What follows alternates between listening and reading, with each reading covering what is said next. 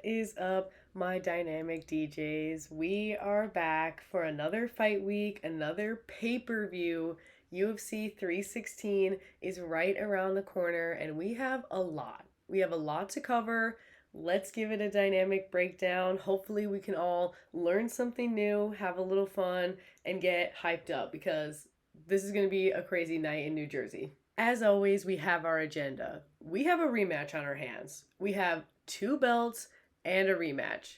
Lots of drama, if you ask me. Complete bantamweight madness, considering both belts on the line are bantamweight belts. That is super fun. I will get into it later, but I have a case for why I want Sean to win this, so you're gonna have to hear me out. There's a lot of drama, or is it? It kind of depends on who you ask, or I guess the angle of which you look at these fights. Really excitingly, Patchy Mix is getting thrown into the mix, into the UFC mix for a very, very exciting debut. This is a massive deal. This will be a massive moment. We have 13 bouts on the list right now, more than one debut, not just Patchy, and it's all taking place in the Prudential Center in New Jersey. It's pretty exciting to have a double championship matchup.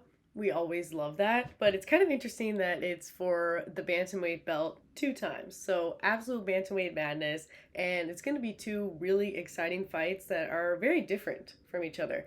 But before we get to the card, let's just learn about New Jersey. Why not? For a few seconds. If you don't know, New Jersey has many legends, and we can find this out if you look into the Weird New Jersey magazine. So you may have heard of the Jersey Devil. Yes, pictured in the border and in the corner of this slide, the Jersey Devil, classic myth, classic legend. I love weird stuff like that just because it's fun. But you may also know New Jersey for The Sopranos, House, Toxic Avenger, and a bunch of other really interesting media, very popular media. People are eating pork rolls, disco fries. That's some of the staple food. We love some nasty food like that. Their state bird is a goldfinch. And Newark, where this fight is taking place, was founded in 1666, which is a scary number. Here's a detailed look at the pork roll. So there you go, in case you were wondering. As mentioned, there was a lot of cancellations, which is, pretty usual. Here we have a summary for, as of now, all of the falling outs that have taken place. So we lost a couple fights, but I think for the most part we were able to recover. I think Chaos Williams, though, has seen the most chaos. He's living up to his name in his life experience because he was rebooked, I think, 3 times. But luckily we do get to see him on this card. Obviously, we have to start somewhere. And we start with the prelims. To start us off, we have a lightweight bout between Modest and the Shark. You'll notice that this slide is different from the rest, and it's because Markel Medeiros was supposed to be fighting last week. I don't know what happened, but what we do know is he will be fighting this week, which is, I think, better for exposure, but weird scenario. Anyway, we'll run down his whole story again. Markel is 10-1 right now, so things have been looking good on an 8-fight win streak. He's coming over from Fury FC through the Dana White's Contender Series. He really wants to fight Jared Gordon, so perhaps after this win, that will be coming up. His last win was a split decision against Austin Hubbard, and he's very happy to be having a quick turnaround, so it's good they were able to get him booked in a week. It's probably why he said yes, because he's been feeling pretty anxious to make a statement, coming off of a split decision win, really wants to say something big. He also wants to fight more than once, okay? He wants to fight more than once a year. He's trying to stay active, but he also doesn't want to travel, okay? So he'll say yes if it's in the United States. When he's not fighting, he's chilling, playing chess, reading, and like I said, he was supposed to fight last week. And he'll be going against Mark Choinsky, who we can thank for showing up out of nowhere to have his UFC debut. This is very exciting. So, not who Medeiros was planning to fight, our Milwaukee-made wrestler. Okay, we got a very strong wrestling foundation with Mark, and he's on a 10-fight win streak. So, these guys are at a similar place in life and in their fighting career, where Mark prefers the sub, though. Okay, and he's trying to make sure he really knows who he is. Above all. Okay, above all, that is his goal. Those are his own words. So this is going to be a pretty classic striker versus wrestling matchup, wrestling and grappler, since he'll Sharky Shark will be looking for the subby sub. This will be fun, great way to start. Little last minute booking. Happy though that Markel didn't have to wait too long to get a fight, and exciting to see another debut on the fly. Next, we have another lightweight fight, the Cigar Man versus Red Fox. Quillen Salkeld, that is such a strange name. Love it. Another Dana White's Contender Series alum who is very new to the UFC, coming off of a very, very impressive performance of the night, debut win. Okay, a 19-second KO, overhand right, second fastest KO debut in the UFC's lightweight division. It's crazy that there's, I think, is it the Ben Askren knee? I don't know. Okay. Second fastest KO debut in the UFC lightweight division. He's got pretty heavy hands, very, very clear. 8-fight win streak. So, opened his career with a loss and has been doing beautiful since then. And his only loss is via submission. When he's not fighting, he's sometimes cigar smoking. And he's here to bring the mullet. He'll be going against Yanal Ashmouz, the Red Fox. I love that name. That's cool. He came from the PFL over to the UFC in 2023, has fought 3 times since then, currently coming off of a decision win that was very, very dominant. He absolutely killed it, 30-27. He's never been finished, so he's a tough guy, and his only loss is to Chris Duncan, and that was via decision. You can find 50% of his wins in the finish, and he was supposed to fight in January. And here he is, booked, so glad to see him here. He'll be looking for the takedown, mixing it in, but you can also look out for a patient start. Something about Yanal is he starts his fights a bit tentatively, likes to read his opponent, see what they're trying to throw, kind of analyze their game before he just starts to implement his. So he's more of a defensive fighter. And he's got some construction skills. This should be another fun lightweight scrap. Pretty excited to see what Quillen is capable of, since we only got to see moments in his last fight. Then we have some big boys next, with the Professional versus the Gorilla in a light heavyweight fight. Azmat Murzakanov, the Professional, is on a 14-fight win streak, hasn't tasted defeat, a gift and a curse, as we say, and he definitely prefers to get the finish via wild looping punches. So watch out for a lot of crazy hooks, coming from all over the place. He's a southpaw, so watch out for that overhand left. And he's coming off of a TKO win, of course, against Alonzo Menningfield. And he has a win over Dustin Jacoby. And that is aging better and better because Dustin Jacoby has been killing it. So this is a guy who likes to finish it via slugs, via heavy slugs. And he'll be going against Brenson Ribeiro, the Gorilla, Dana White's Contender Series alum, 2-2 right now. He's a striker, a finisher as well, definitely using his size. He's got a very large, very athletic build. He's the big guy. He's fought 3 times in 2024, very active, and he suffered a very devastating TKO debut, but it was to Ming Lang, who is just destroyed Anthony Smith, and so somebody who has been putting on a lot of violence. Not exactly, it's looking better as a loss. Okay, that's all I'm saying. He is on a 2-fight win streak as well, so we've recovered really well. Definitely prefers the finish. We have it written twice because if it wasn't clear enough, right. And he's coming off of a pretty impressive Kimura win. That was really cool, only just a couple months ago. So a quick, but I feel like good turnaround. He likes to be an active fighter and was a lot of damage in that fight. Hey, why not? So he's back again. Yes. Definitely 2 guys who are looking to slug it out, I suspect. I suspect it will be sluggy-uggy and could get ugly. Slugly ugly. Right. Then we have a pretty hype welterweight fight with Chaos coming against Bane. Chaos Williams, you know him, king of the cage. He's made his way to the UFC in 2020, 6-3 so far. Currently coming off of a Darce loss to Gabriel Bonfim, and has had a lot of cancellations, okay? They canceled this fight like 3 different times. So chaos is his lifestyle, whether he wants it or not. He's a striker, no subbing. You can definitely see he prefers the finish via TKO, KO, or decision, but just nothing in the sub world. He's got very powerful hands and hooks 101. Okay, we got another hookster.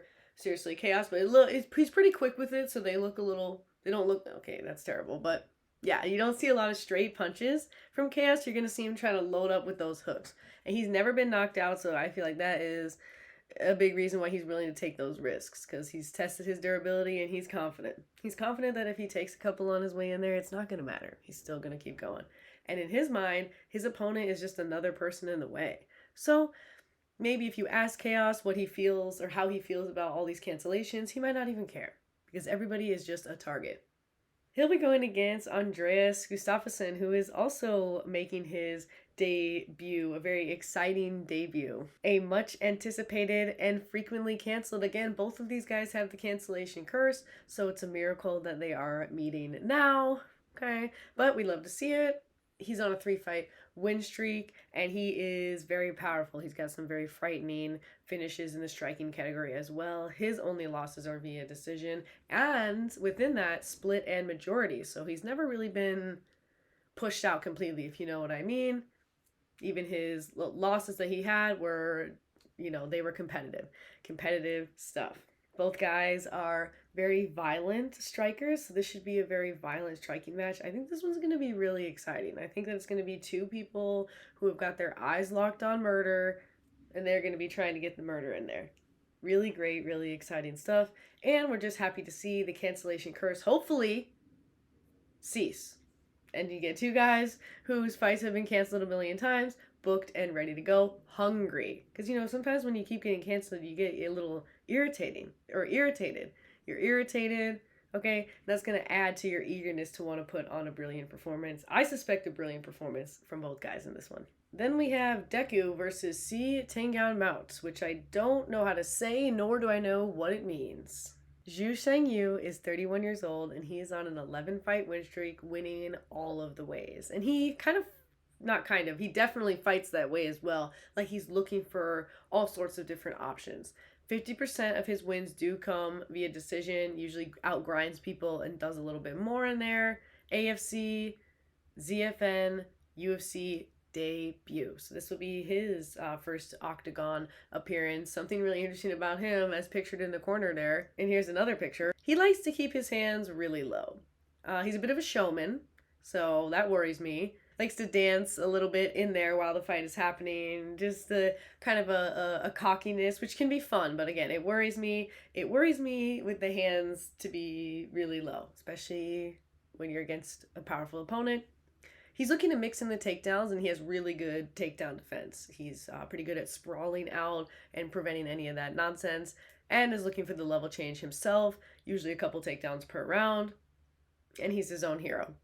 So he'll be going against Jaka Seregi. Okay, this man has got some power in his hands. So if there's someone who you don't want to be walking around like this in front of, it's Jaka.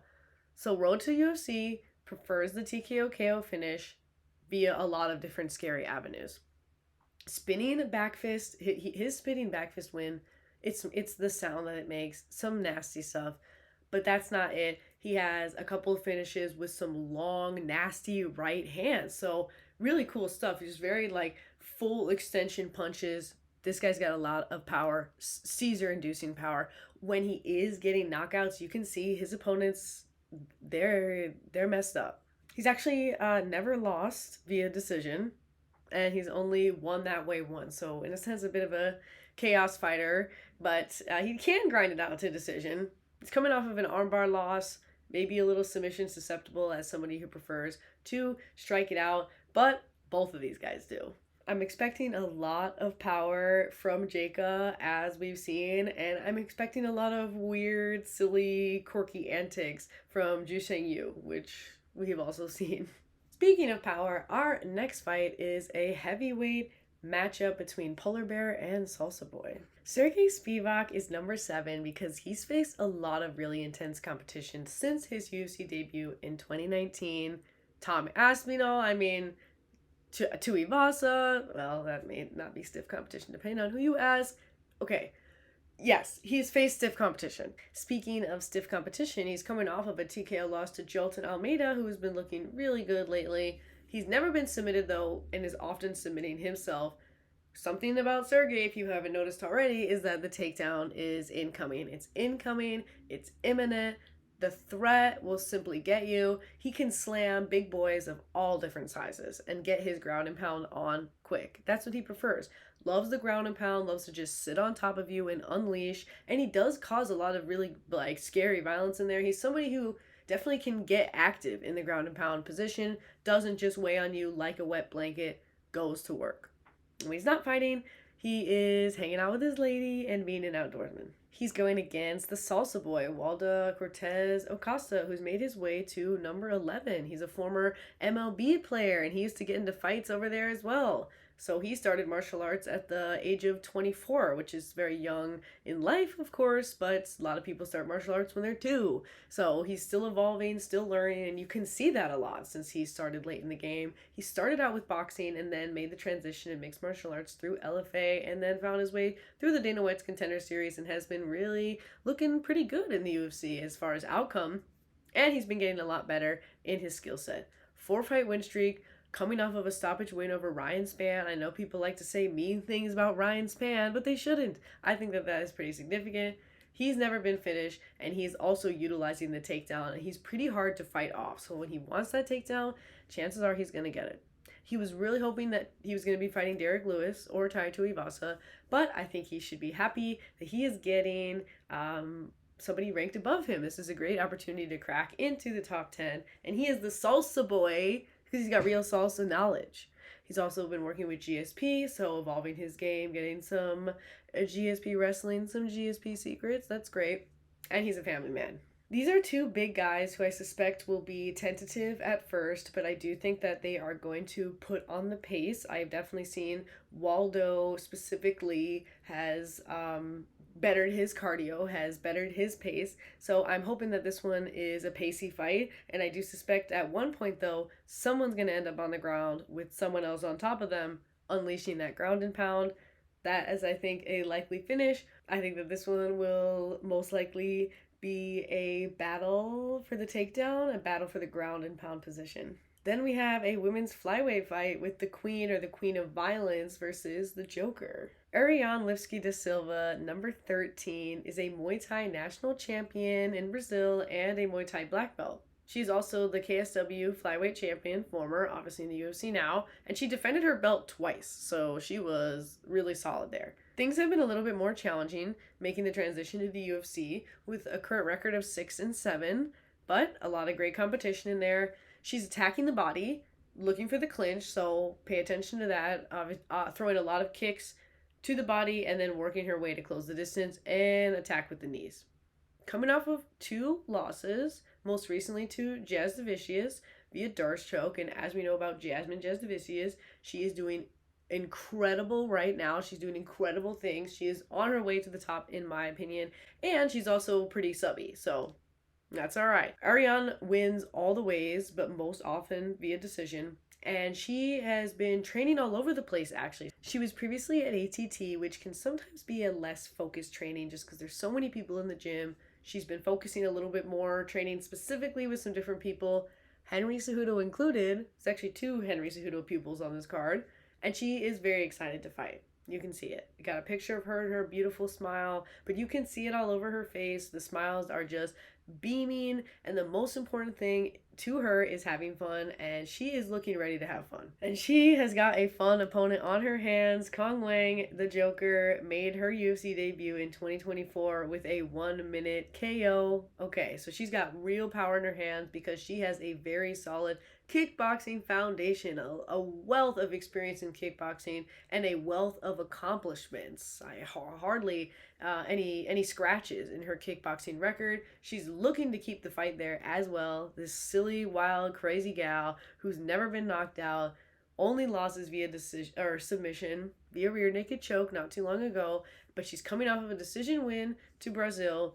And over 40% of her wins are via decision, so she really grinds it out with that boxing. Interesting story, she actually, in her boxing career, has a win over Valentina Shevchenko. And while it is in 2010, while that is a long time ago, that is still really cool, very significant, and adds to the very true narrative of her kickboxing skill. She is just so well accomplished there and has a really solid arsenal. We'll be looking for that. This has fireworks written all over it. I am so excited to see Kong Wang because she is just such a silly gal and does some really great stuff, has some intense power. It's going to be a show. Then we're switching it to men's flyweight with Bulldog versus the Fearless. Bruno Silva. There's two Bruno Silvas in the UFC. This is the flyweight version. Bulldog. This is the Bulldog version. UFC 2019. He's been 4-3 so far, so it's been well and good. He has a BJJ black belt, and he's coming off of a loss to Manel Kape via strikes, but before that, he was on a really strong 4-fight win streak, winning all the ways and at any moment. So he's not somebody that needs to get the finish early. He can get the finish in the middle, at the end, take it to decision. He's definitely a really well-rounded fighter, and you can see that in there. He's adjusting as the fight goes. He loves nature and he loves being by the beach, so you can catch him there when he's not fighting. But he is going against the fearless Joshua Van, one of the youngest fighters on the roster, 23 years old. He is a Fury FC flyweight champion, so very young but already very accomplished. And he is 6-1 in the UFC after joining in 2023, so it has been looking massively good. He has been looking so fresh and fearless. Fabulous. He's fabulous, fierce, fearless. Yes.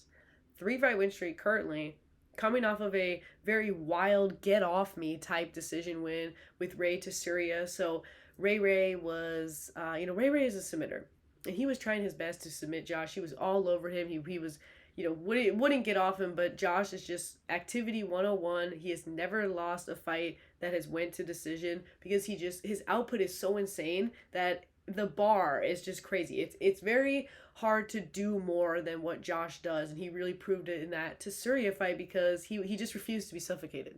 He refused, and he was able to win. Just keep pushing him off, peppering, push him off, and Ray never stopped trying to stick. It was great. It was a great fight.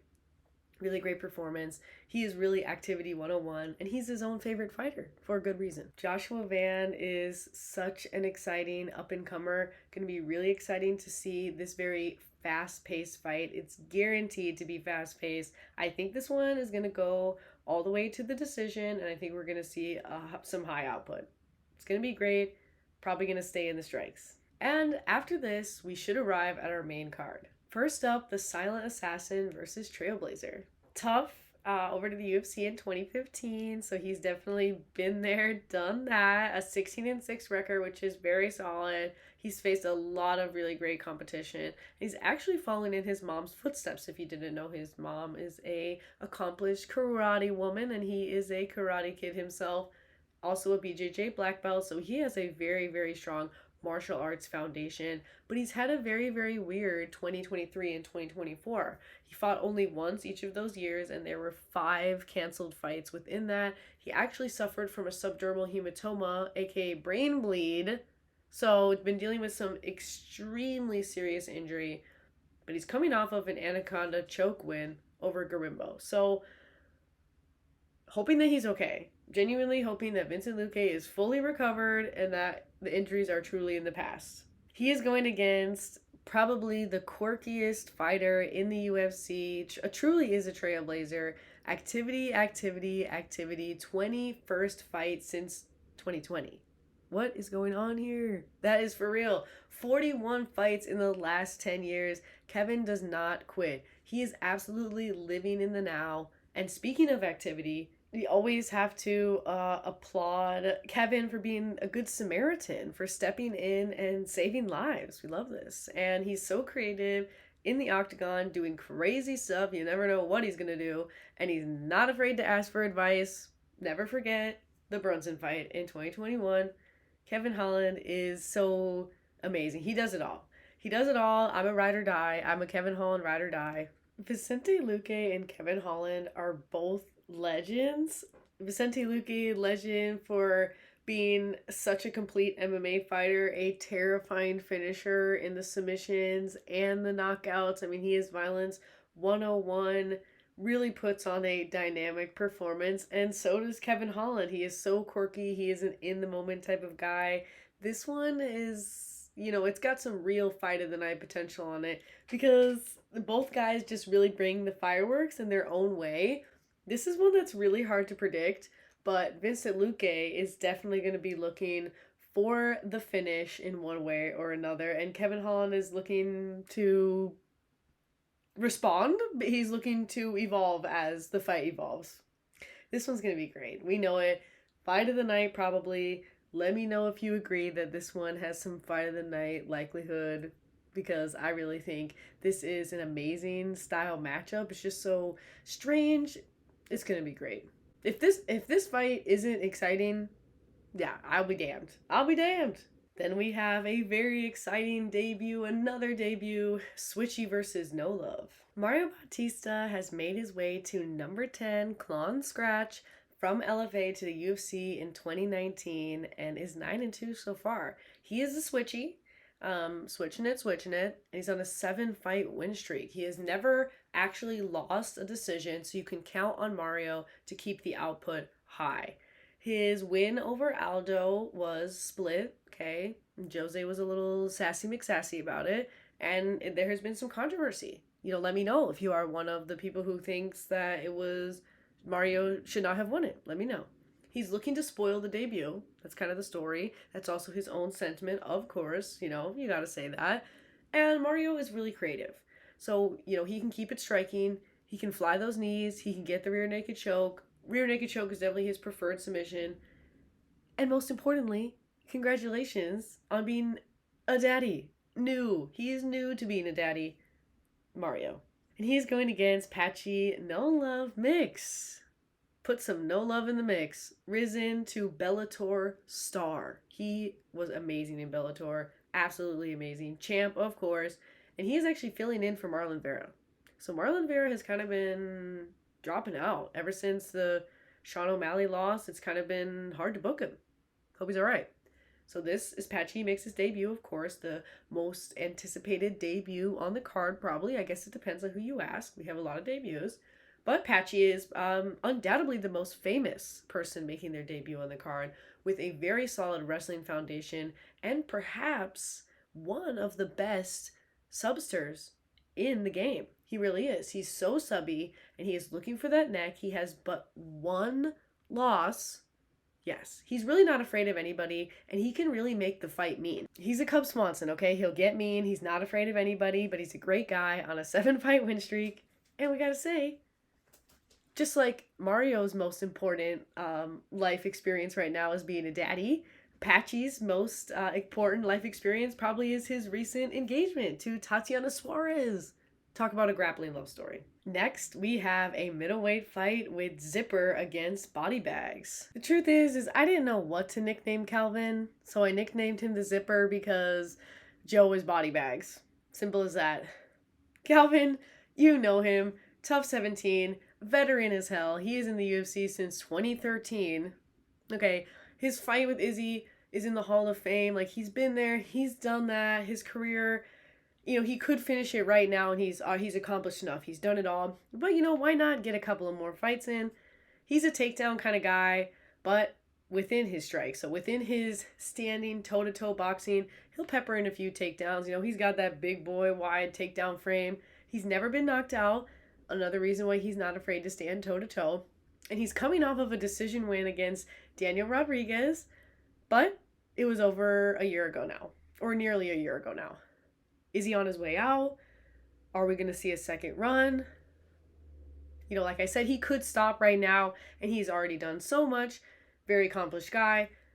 If you want to hear more from him, you can check out his Sin Guantes podcast with Henry Cejudo.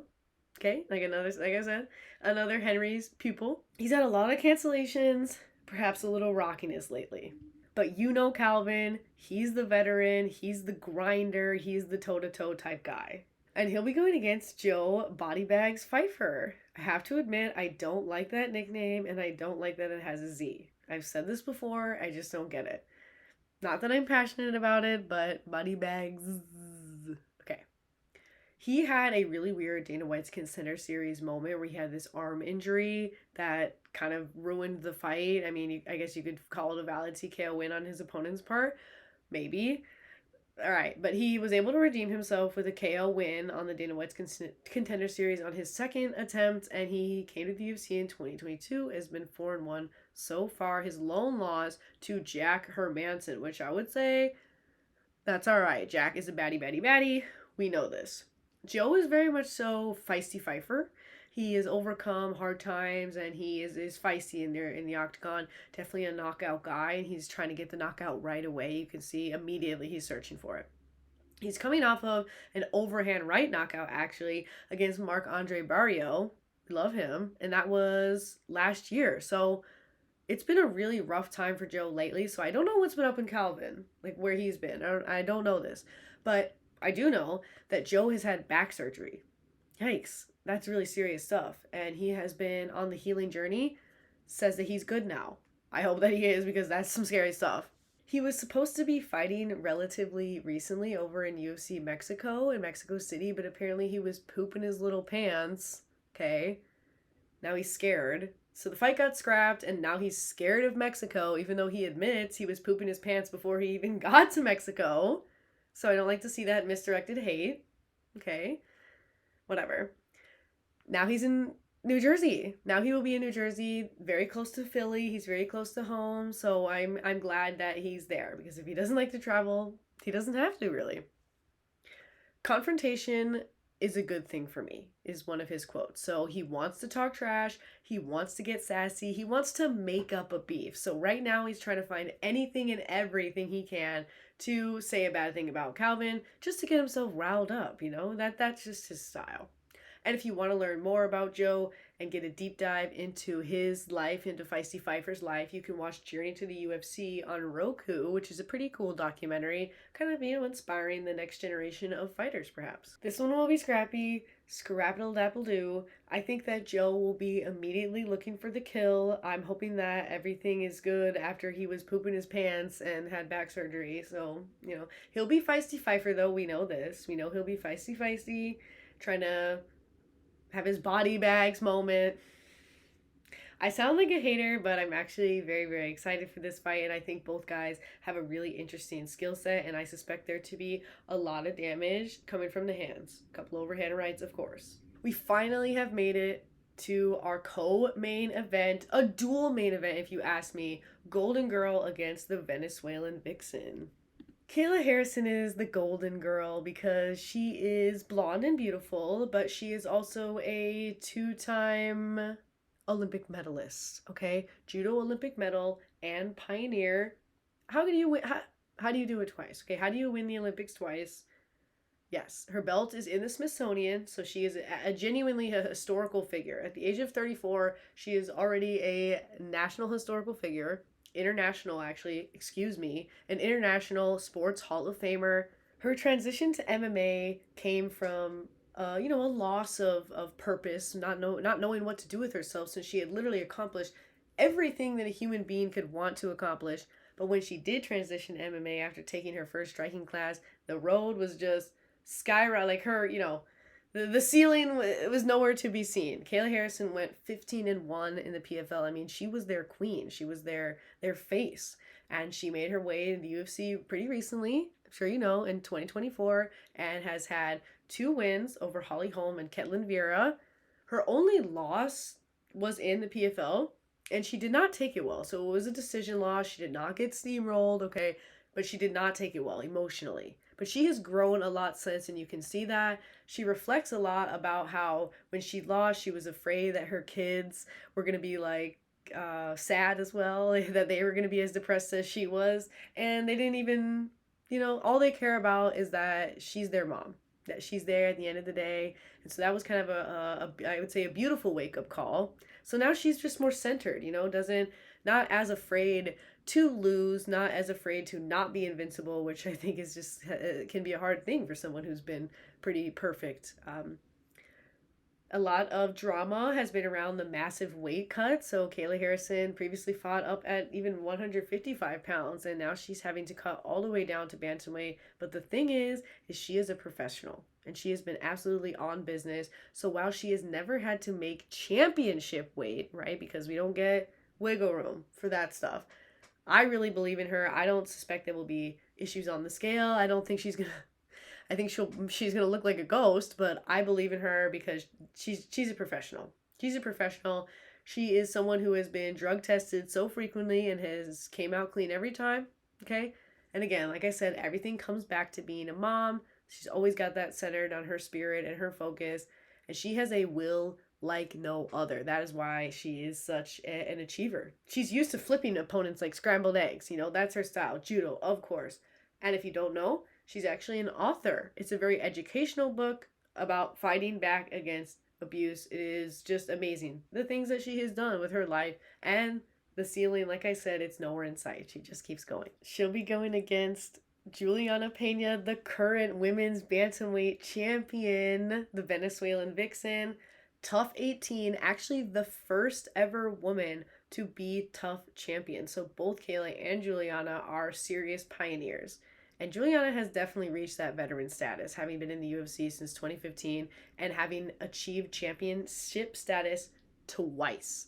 She is representing Chicago, so hello, girl.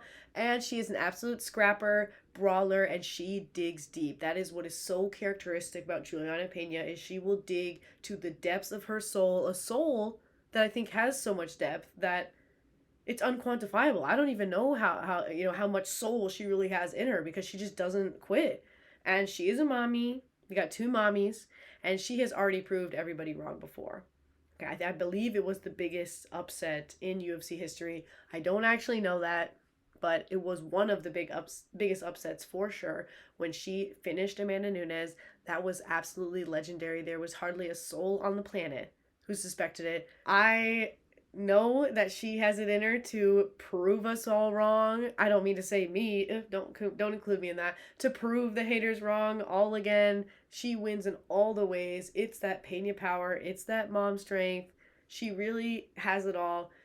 One thing about Juliana, especially, that you'll see is she is someone who mixes in the takedown as a phrase specifically, is just so perfect, because that's what she's doing. She's looking for opportunities for the level change, but she is definitely coming forward with strikes. So it's not just like looking for an opportunity to shoot. She's always coming in with a lot of strikes. She just does it all. She's very impressive in so many ways, and is coming off of a split decision win against Raquel Pennington to get that belt back. This is going to be a very wild, very contentious fight. Both of these women have been talking a lot of trash to each other. They have got massive chips on their shoulder. I think on the entire card, these are the two people who have the biggest chip on their shoulder. And do you agree? Feel free to disagree. But I think that is going to add so much to the fight. It is really amazing when you have two people that genuinely believe they are the best. Like, they both believe that about themselves. And I know, a lot of fighters believe that they're the best, but not like this. Not like this. And they have proved that, they are the top. They are the best. So it's a little different in that sense, of course, as well. With the actual belt being on the line. Just so exciting. Their competitive spirits have a lot in common with each other, but they are very unique individuals. They have very unique styles. Kayla is going to be looking to flip Juliana like scrambled eggs, get on top of her and lay down the violence. And Juliana's going to be looking to outdog her. So that's the plan. Scrambled eggs or outdog. Two incredibly inspiring women with chips glued to their shoulders. Now we have made it to our dual main event. The men's bantamweight championship is on the line. Suga versus the Machine. Suga Sean O'Malley is someone who, it would be really hard for me to believe that you don't know him and know him well if you're in this video right now, because he is probably the most famous Dana White's Contender Series alum. Do you agree? Let me know. I think that that's pretty kind of clear cut and dry. Yeah, he's definitely a fan favorite, but it depends on who you ask. He's one of those people that's kind of a controversial figure. He's your fan favorite, but some people, I think because he's people's fan favorite, they hate that, or, they don't like the sass, whatever. He's an interesting guy, and he attracts an interesting crowd. Most of his wins are via finish, and so that is a lot of his notoriety, reasonably so. A lot of people really who watch the sport, they want to see quick finishes, and he delivers. Most of his wins are actually finishes, and he has so many knockdowns. So as the skinny, long, kind of ghoulish person, no matter who he's facing, because he's going to always have the height and reach. I think maybe Corey Sandhagen is the same size. We'll get to him later. Anyway, yes, he is bigger, and so the power differential is there. But I do think that Sean O'Malley is like uniquely powerful. Like it's quite curious. Like I think he does have a special kind of power that you can't just chalk it up to him being like a weight bully. Like he does have serious power no matter what, knocking people down all the time, knocking them out. He defended his belt against Vera. So when he won the belt, he defended it one time, and that was a really strong decision win. I mean, he just beat it out of Vera, and I was really impressed with that. I loved to see that. I thought it was like a great example of not needing to get the finish. It was great stuff, and he was able to avenge his only loss in the UFC, at least at that time. So that was really cool too, and it kind of just shows the UFC definitely likes Sean O'Malley. They like the narrative. I mean, as a celebrity, you want to do whatever you can to support the celebrity. So they were very quick to give him Marlon Vera for his first title defense, right? Just because it looks really good to get that loss back, and Marlon was doing really well. It made sense. It definitely made sense. But they didn't have to pick that fight. And then finally, Merab, after clawing and scratching his way, made his way to Sean O'Malley for their first meeting and handed Sean O'Malley another loss. So those are his two losses. One was avenged. One is being potentially avenged this weekend. He's got some colorful hair, personality, loves animals. He's a Montana man, so of course he loves animals. I gotta admit, he hangs out with some questionable company, of which will not be named. He is currently attempting to level up. He's quit smoking weed, he's going to church, and he quit social media. So, trying to level it up. Since the first time that him and Merab met, it was a bad look. It was damage and it was abuse. And then we have Merab, the current champion, who the UFC, I don't really think wanted this to happen. He's not their favorite champion, but he's a company man nonetheless. He's been in the UFC since 2017. He's a black belt in judo, and he's got that judo sambo wrestling disaster combo. You know what I'm saying? He's just his blood is just made of wrestling. He's number 4 pound for pound. He has unbreakable cardio. He's so quirky in his fighting style with that wrestling foundation and just that beautiful personality. And he's willing to shoot takedowns until it's over. That's his reputation, is that he will shoot takedowns until the end of time. So much so that he has the record for the most takedowns in UFC history. Amazing stuff. I think in the Jose Aldo fight, he shot like 31, 34 take something like that. Oh my goodness. I'm sure in the Umar Nurmagomedov fight, the fight he's coming off of right now, a nasty decision win, I think Saint is definitely up past the dozen as far as his takedown attempts. He just, he doesn't have that quit in him. And it doesn't matter if most of them fail. If he gets one of them, that's going to change the fight. The UFC is not rooting for him. He's definitely had to claw his way to the top, and I think having booked this rematch definitely says something. Merab is a decision type guy. He is all control, all tempo. Nobody has a tempo like this guy, and he is looking to control the space. He doesn't have to get the finish. He's just going to outclass you. He's going to outpush you. He's going to outdo you. He's a funny guy too. Okay, he's quirky in the octagon and outside of the octagon, which is pretty much always true. And he might have a yucky toe right now. So watch out for that. It's definitely clear that the UFC is wanting Sean to win and in general favors him and favors his narrative. I think it's pretty clear by the fact that they are giving him another chance to avenge his only other non-avenged loss. I mean, most people don't get opportunities like that. Like, I mean, remember Aljo? They discarded him like he was, rotten fish. And that's, yeah. So I think that the UFC really wants Sean O'Malley to win, and I think there's a really great case for that. I think the main reason why the UFC may want Sean to win is because of the celebrity, but I can tell you why I want Sean to win. So I am a Merab Dvalishvili fan, and I don't actually want to see him lose, but the fight that I want more than anything else in the bantamweight division is Sean O'Malley versus Corey Sandhagen. I want that fight so bad. That is my dream fight. And the truth is I want that fight to be for the belt, for Corey's sake, because I'm such a massive Corey Sandhagen fan. I want to see him fight for the belt no matter what, but I would just really prefer that matchup stylistically. I think Merab puts on an incredible performance, but I want to see the lengthy, quirky counter strikers battle it out in that way. I know plenty of you agree. Let me know. So that is the reason why I want to see Sean win, because I want to see Corey Sandhagen fight for the belt. But I gotta be honest, I do like Merab more as a champion, and I do think that he is going to put on a similar but upgraded performance that he did last time. I think he's going to beat Sean again. I think he's going to beat Sean by taking it all the way to decision and putting on the work, because I think that he has, yeah, he's leveled up. And I think he's very conscious of Sean's power, always really wary of it, always ready, okay, for a big shot.